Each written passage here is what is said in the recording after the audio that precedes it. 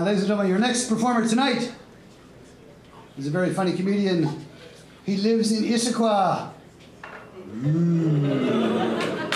with his lovely wife Rosemary, her 2 cats, and his rescue dog Kali, who is the goddess of death. If I'm not mistaken, either that or it's a collie. I'm not sure.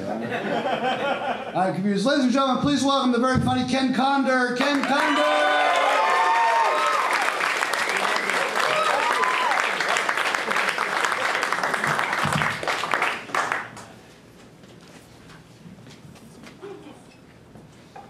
Boy, this is so much fun.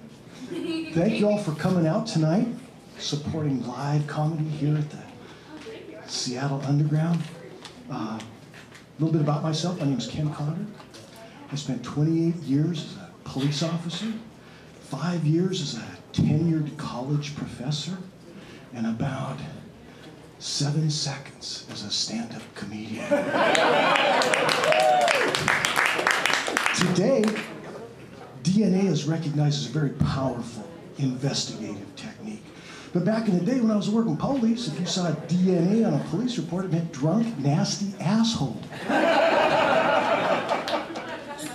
You know, every profession uses abbreviation. When I was a college professor, I'd hear my students worrying about their SAT score, their ACT score, and where they were going to score their LSD. But then after 4, 6, 10, 12 years, they'd get their BA or BS, take their GRE so they could work toward getting an MA or a PhD. Also, they could end up working for somebody with a GED. You know, cops, comedians, and college professors all those professions have a lot in common. They really do. One of the things is uniforms.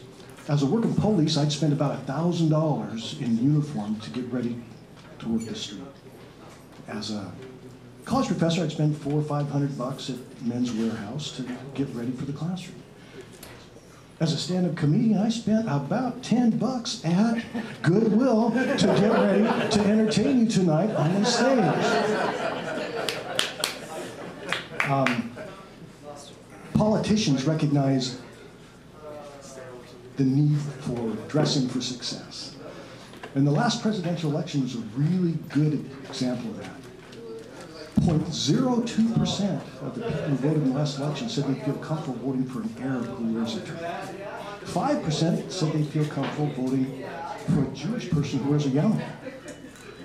And the end result was 47% of the electorate voted for a Republican who wears magic Mormon underwear. 2008, a black man was elected to the White House. There was a lot of speculation that that would be the symbol for the end of racism in the United States. Well, I didn't quite buy into that. My test for the end of racism in America is if an Asian woman wins a NASCAR race.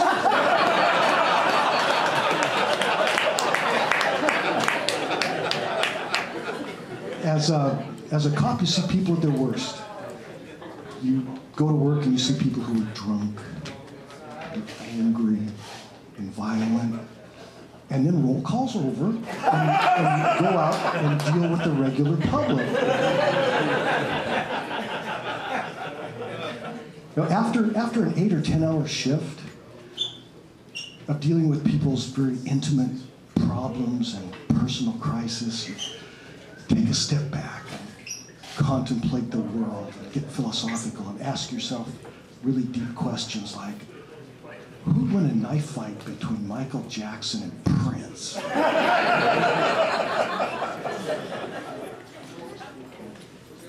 You know, cops get cynical, and we get cynical very quickly.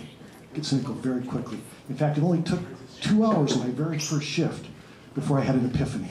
That's when I realized that every cop's first name is motherfucker. Motherfucking pig, motherfucking asshole, motherfucking punk, motherfucking bitch, motherfucker, just on and on and on. Years ago when I was walking a beat, literally just blocks up the street here, I'd go up to the junkies who were shooting dope in the alley, and I'd say, hey, why are you doing that? You're ruining your life, your health, everything. And they'd tell me, because it feels so good. And about that time in my career, my mother asked me, why are you doing police work? It's ruining your health. It's dangerous. You could lose your life. And I tell her, because it feels so good. And there's a hell of a retirement package. Junkies build up a tolerance to heroin. They need more heroin more often. I built up a tolerance to police work. I needed more crime more often. You talk to a junkie. Anybody here a junkie? I want to be politically correct here, not offend anybody.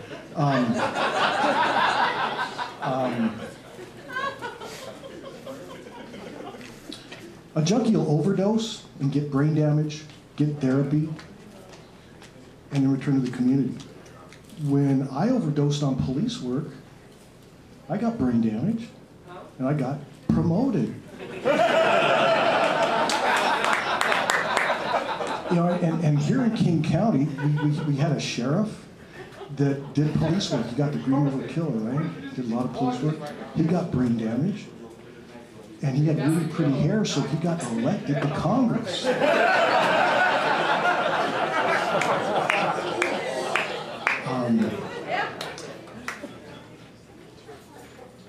When a junkie goes through withdrawal, they get all achy and shaky, and they wake up screaming out for another fix. Well, when I retired from the police department, I went through withdrawal, and I got all achy, and I got all shaky, and I'd wake up screaming out the Miranda warnings.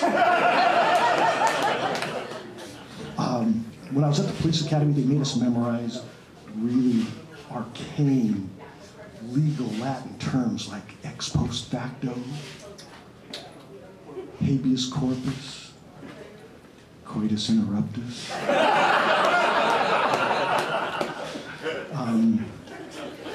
As a cop, I spent a lot of time in court. You learn the strategies defense attorneys use. Things like the insanity defense, the intoxication defense, and the most frequently used one, the SODI defense, S-O-D-D-I. Some other dude did it. All right, that's my time. Thanks for coming out and supporting me.